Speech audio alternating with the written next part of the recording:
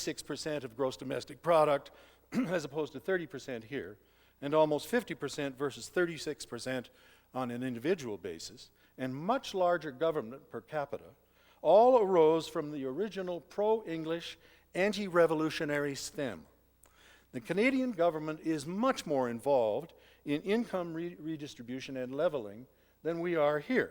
For example, there is a system in Canada called provincial equalization payments, where the richer provinces have money taken from them by the provincial government and given to the poorer provinces. I have a home in Prince Edward Island, one of Canada's poorest province, and Monday morning is known as the money train morning because that's when the plane flies in from Ottawa. That's another reason why the brain drain has always been a problem in Canada and never has here. It's because people leave to make more money and avoid income leveling. In 1774, the Quebec Act gave the French the Code Napoleon for civil law. So Quebec has one system of criminal law, the English, and another system of civil law, the French. By the way, Louisiana has the same system. And the reason Louisiana has the same system is because it was brought with the Acadians, French Canadians expelled by the English, who paddled their way down the Atlantic to Louisiana and brought their system of law with them.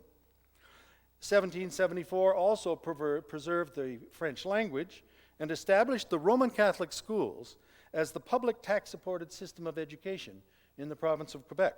This is a major explanation for the differences in the Canadian and U.S. views of the proper relationships between church and state. All provinces in Canada today provide public tax dollars for religious as well as public schools. The Roman Catholic Church in Quebec was virtually an arm of government until the 1960s in that province. Paradoxically, however, as the church educated French peasants in Quebec, their resistance to secular involvement by the church grew, as it had, of course, during the French Revolution in France. Since the 1960s, Quebec governments have progressively diminished the role of the church, but no religious movement has ever played the dominant role in the U.S. that the Roman Catholic Church once played in Quebec. Interestingly, Canadians as a whole are far less religious than Americans, although fundamentalism and evangelism have never gotten a foothold in Canada. My mother told me about her taste of fundamentalism and evangelical fervor here when her mother took her to a Billy Sunday revival meeting at a tent in Boblo Island in the Detroit River. Sunday was a big-time professional baseball player who had become an evangelist of the Elmer Gantry type. And amidst much shouting and talking in tongues, a woman stood, shouted, and fell to the ground. A man went to her aid, and Billy Sunday shouted, "Leave her lay where Jesus flang her." And she stayed there for the rest of the service. The rejection of revolution in favor of evolution is also reflected in the structure and nature of religion in Canada, which is strikingly different than here. For instance, only 3% of Canadians are Baptists. 57% of Americans adhere to that faith.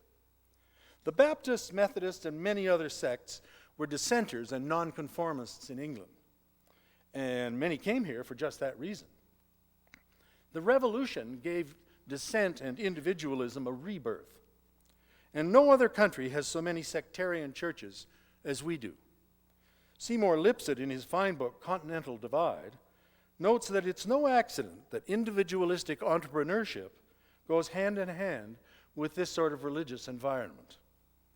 In Canada, however, the leading denominations, Roman Catholicism, Anglicanism, and the United Church of Canada, note, of Canada, either are or have been state religions.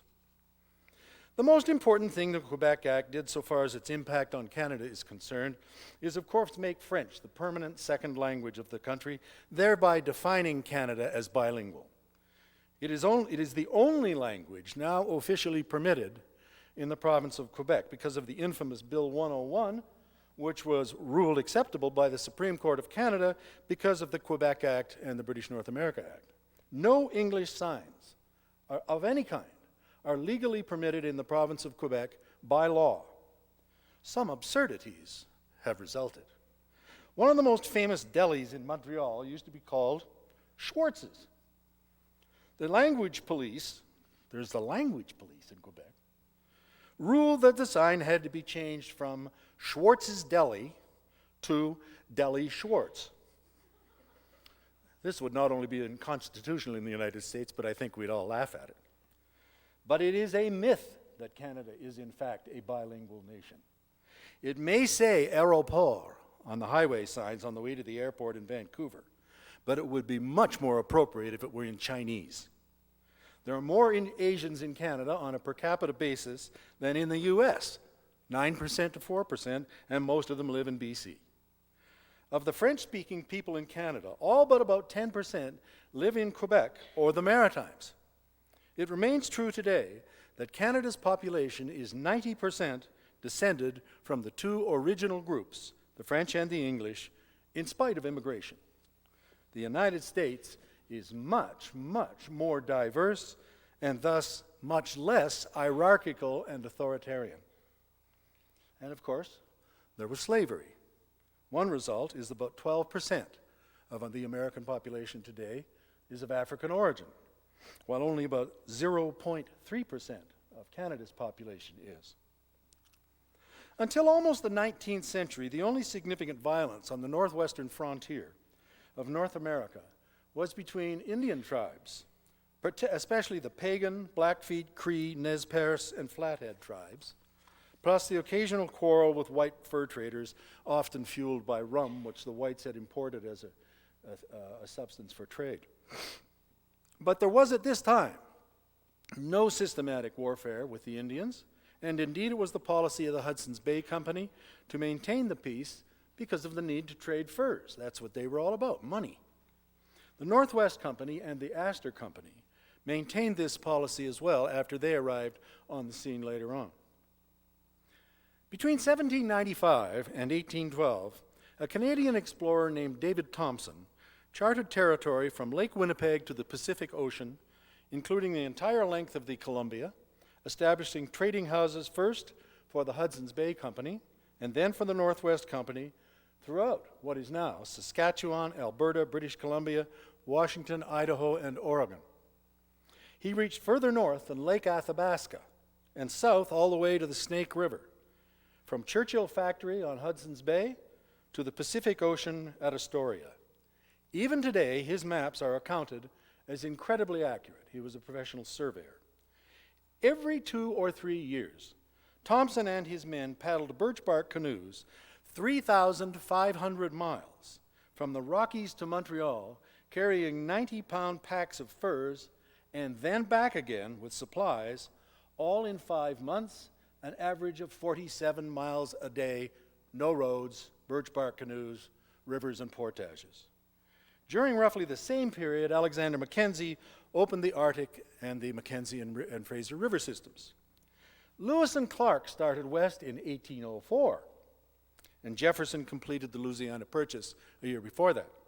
And we all know what a big deal Lewis and Clark are in this country. But Thompson's travels and travails make Lewis and Clark's look like a vacation trip. Yet most Canadians and Americans have never heard of him.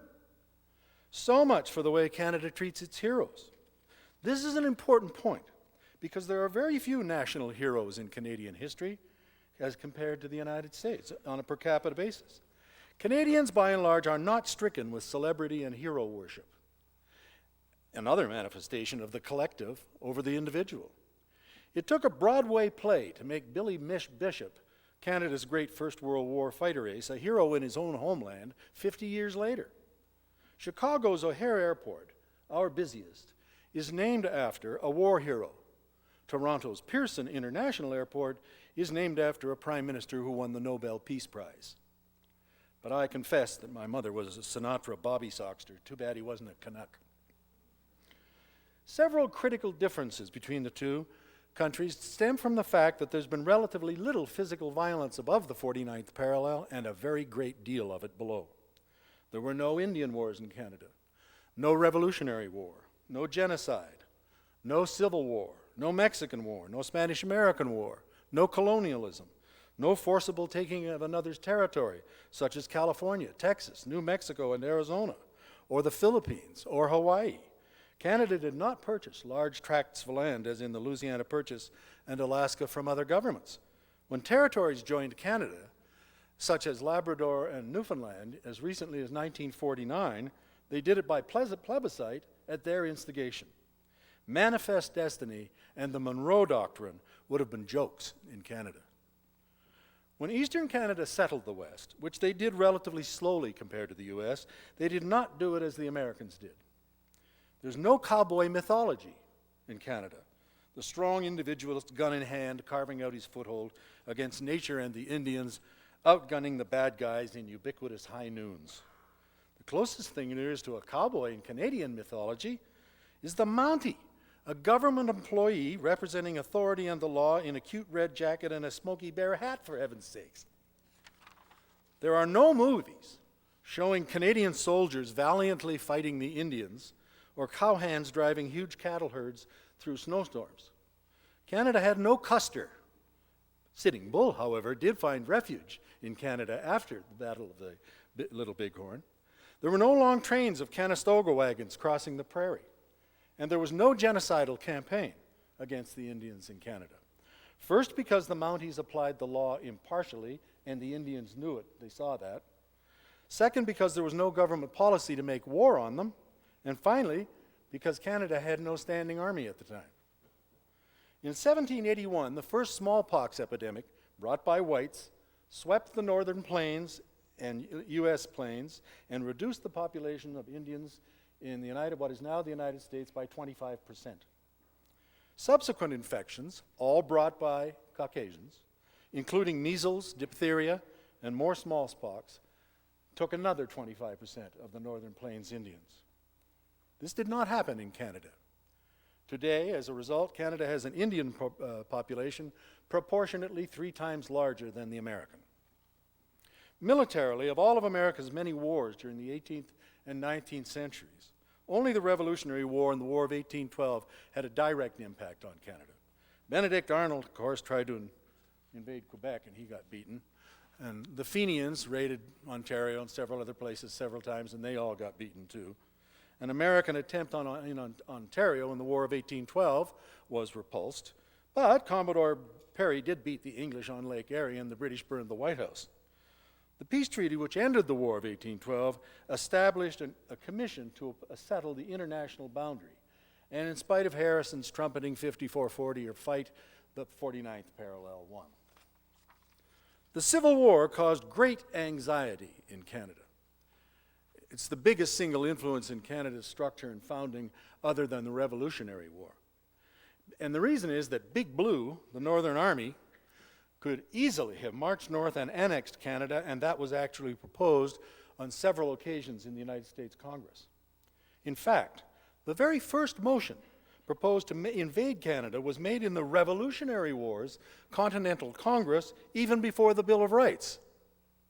The building of the Canadian Pacific Railway, coast to coast, and the very forming of the Canadian Confederation in 1867 were both direct responses to the threat of American occupation. Canada simply didn't want to be American because it did not share some of America's most important basic values, such as the importance of the individual over the state, that is to say, the group. The parliamentary form of government is much less open and populist than the Republican. It consistently favors acceptance of authority and group rights over individual and property rights. I'll give you only one reason for that, and that is the committee system in the parliamentary form of government. No minority government representatives, no minority party representatives are permitted to sit on committees formulating the laws that the Parliament will consider from the party that's out of power. The first time the party that's out of power gets to hear about those laws is when they come before the House for debate, the House of Commons. Then they have 3 cracks at it. But they don't participate in the formulation of the laws that are going to be debated. In America, of course, the party out of power has representation on every single committee that is formulating laws long before they come for full debate before the Congress. Another thing that's a problem because of The parliamentary form of government is called the dictatorship of the cabinet, and that's becoming more and more important in Canada and more divisive. For example, poll after poll shows that 75% of Canadians favor capital punishment, but the cabinet doesn't, so there isn't any. And there's nothing that the average Canadian can do about it. Canada, unlike the US, has always had a national police force. The FBI is not a national police force. Interestingly, the Royal Canadian Mounted Police, and that's Canada's police force, is also under contract the police force for several of the provinces, including British Columbia and Prince Edward Island and others. One result is that gun control has always been a part of Canada's federal system. It's not new. During the gold rush, miners climbing the Chilkoot Pass from Skagway in Alaska up into Canada's Yukon had to register their arms and surrender the ones that the Mounties thought unnecessary for protection and hunting when they got to the top. They also could not enter Canada unless they had at least 1 year's supplies for every person in their party. Law and order would be preserved at all costs, and Canadians preferred it that way, and they still do. The Patriot Act would not be at all controversial in Canada. Note that the violent group movements which have periodically appeared in the United States, such as anarchists, anarcho-syndicalists, the Ku Klux Klan, vigilantes, the Posse Comitatus, and various state militias, have never gotten a foothold in Canada. The closest they came to this was when the Fédération pour la Libération du Québec, a violent group in the 70s, killed a federal cabinet minister. Pierre Trudeau, then Prime Minister, suspended civil rights and sent in the army. I've always respected him when a reporter said, "You can't do that. You haven't even gone through the courts." Pierre replied on television, "Just watch me." And he did. No attempt to describe the differences between Canada and the US would be even partially accurate if certain financial facts weren't noted. The US has a gross domestic product almost 12 times greater than Canada's. And we've always been, ever since about 1910, the largest trading partner, one another's largest trading partners. And in spite of that, at least Presidents Carter, Reagan, Bush, Kennedy, and Johnson publicly referred to Japan as our largest trading partner, which was widely noted, shall we say, in Canada. Canadians are much more conservative as investors than Americans are. In fact, Canadians, both as individuals and institutionally, invest most of their money down here, not in their own country. Guess who the largest foreign investor in the US is? England. And one of the biggest investors in England, in this country, is Her Majesty the Queen. One of the effects of this differing willingness to take economic risks is that Americans one time owned more of Canadian resources than Canadians did. In a very remote area of Canada, where there were no roads, and probably still aren't, I once observed a for sale sign from my train window on an island. It said, "For sale, call such and such a number, Detroit, Michigan." This sort of thing was annoying, to say the least. I once worked in the nickel mines of International Nickel Company in Northern Ontario. The head offices of this Canadian company were on Wall Street, and all the management, even in Canada, was American at the time. Payday was known as, you'll excuse me, the day the eagle shits. One thing Canadians almost never talk about, and should, is that they're one of the safest countries in the world, not because there's some kind of military power, but because we are. And we have been their national defense, and we have paid for it financially since the post-First World War period. Canadians certainly pay their dues in heroic fighting in both of the major world wars, but Canadians think they've not shared fairly in defense contract profits, and this is resented. After all, they say, why are you defending us? Could it be that the missiles might be detonated here first? So, what's Canadian anyway? Serious scholars, academics who spent their lives studying this question, don't have any ready answer to it, even today. Basically, Canada seems to be defined by what is not American. A couple of years ago, there was a popular TV beer ad in Canada which came to be known as The Rant. A young man wrapped in a maple leaf flag railed against all the American misconceptions of Canada. No, I do not live in an igloo. No, I don't go to Florida every winter. Finally screaming at the top of his lungs, I am Canadian. It was very funny and thought to be quite funny in the border states as well. Peter Jennings, a Canadian who just became an American after getting his paycheck here for decades, had it on the ABC News. The guy in the ad now lives in Hollywood, by the way. The differences between rampantly capitalistic, individualistic, domestically, and internationally violent America, as seen through some Canadian eyes, and the relatively introverted, socially concerned, and very sensitive, group-oriented Canada, as seen through the same Canadian eyes, could not be better illustrated than by comparing the national anthems, the Stars and Stripes and O Canada. The one is a martial call to arms, the other a hymn to peace and loyalty. For better or for worse, there is no view, good or bad, of Canada through American eyes, because collectively we don't think much about them. And that's too bad. I write poetry, and I thought I would close with a poem about what we share, since I've talked in my talk about nothing but differences. My poem is called One Land Loved and an Anthem for Two Peoples. Two peoples and a land do I love, a land into two, by the two divided, an act as old as urinating dogs marking out their places and equally unreasoned. The Indian knew draining fluids from a buried body or one just freshly killed will drain across a slanted rock, though artificial lines on a picture of the land say no. I do not love the lines, I love the land. The people of the land use the lines they drew upon it to make themselves as different from the other as they can. Lines that cannot stop a mild breeze, nor the passage of a single step save with force from those who will not see what we so deeply share because they see the lines and not the land. I do not love the lines, I love the people. One land do I love and two peoples passing over it. The passports in the pockets of the dead will all become one land again.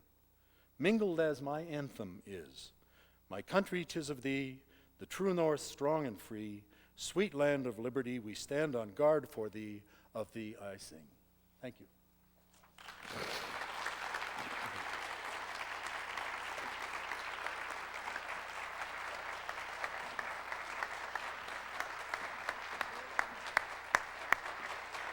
And a little long, but that's great.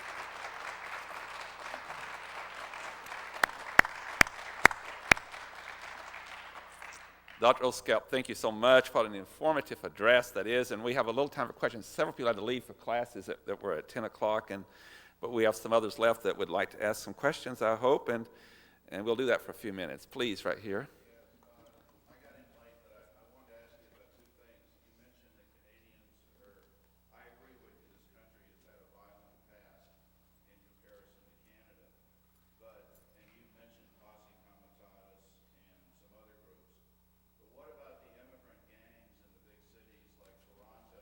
You say there's very little violence. That's an organized gang situation as well. There are some organized gangs in such cities as, well, all the big cities, Montreal, Toronto, and Vancouver. There are Chinese gangs in Vancouver and Vietnamese gangs. And in Toronto, there are Jamaican gangs and Chinese gangs as well. But it is, comparatively speaking, to any major American city, a minor phenomenon. And they do not, so at least my reading tells me they do not, prey upon other people of other races and backgrounds or normal people who don't belong to gangs. Rather, they prey upon one another and themselves.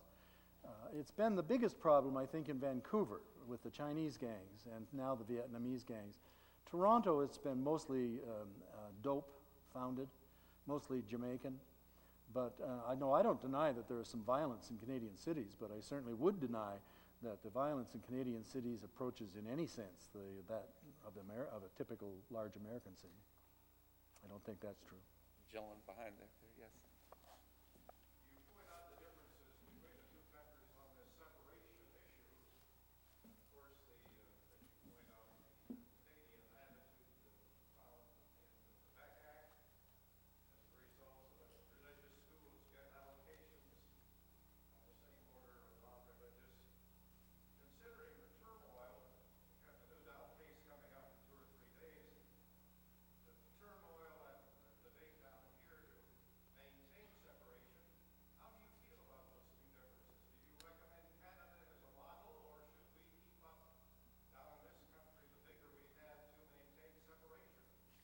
I don't agree with the Canadian model at all.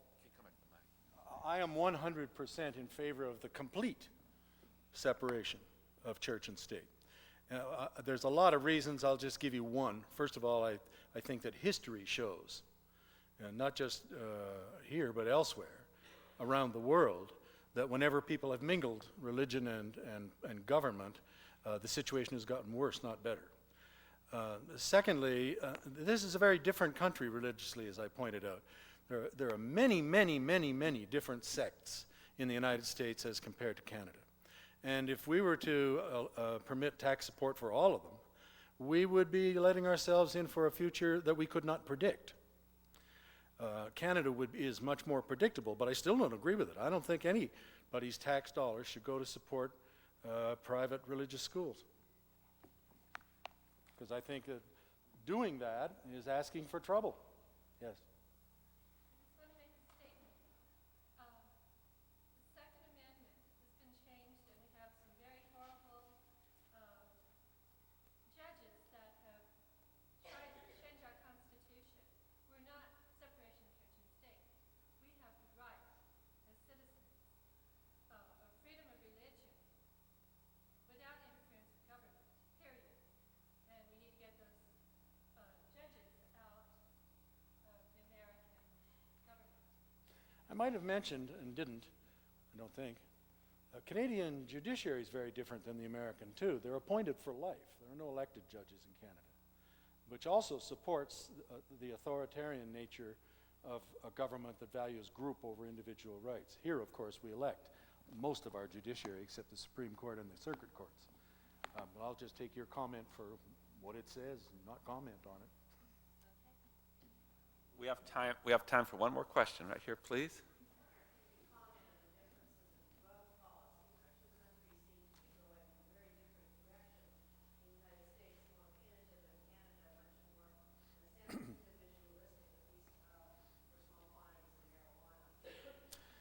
I think you have to leave, when you talk about differences in drug policies between the two countries, you have to make marijuana a separate issue. For example, I just heard on NPR coming in this morning that Canada is on the verge of legalizing medical marijuana use, where you'll be able to purchase it in drugstores without a prescription. And they're going to run a pilot project on that in British Columbia. That seems fair to me, since that's where most of Canada's pot comes into the U.S. from. But I don't know how that's going to turn out. Personally, I think that marijuana is not and should not be classified in the same category as hard drugs like heroin and crack or meth. I know people who smoked a lot of marijuana in their lives, and although a couple of them don't look well off for the effort, it's not all of them are. Thank you, Dr. Olscamp. Pleasure. Thank you very much. I would like to invite you to 3 other programs today. One's at noon